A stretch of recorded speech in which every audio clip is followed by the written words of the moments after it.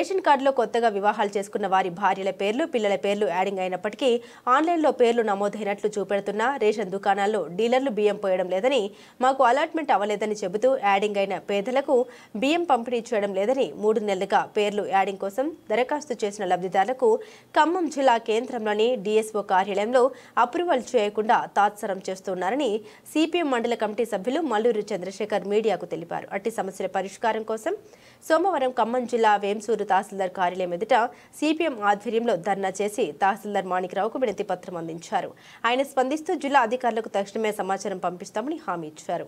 ఈ కార్యక్రమంలో సిపిఎం మండల కార్యదర్శి అరవపల్లి జగన్మోహన్ రావు, మండల నాయకులు డంకర శ్రీను, సాధు శరత్ బాబు, బూరుగు శ్రీదేవి తదితరులు పాల్గొన్నారు.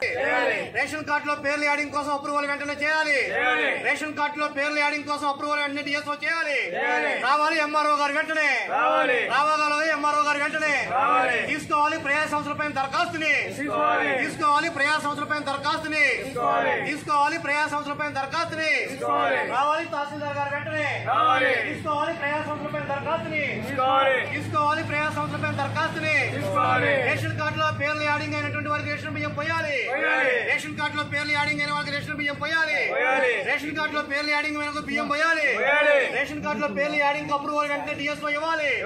రేషన్ కార్డులో పేర్లు యాడింగ్ డిఎస్ఓ అప్రూవల్ వెంటనే ఇవ్వాలి. మరి ఆయన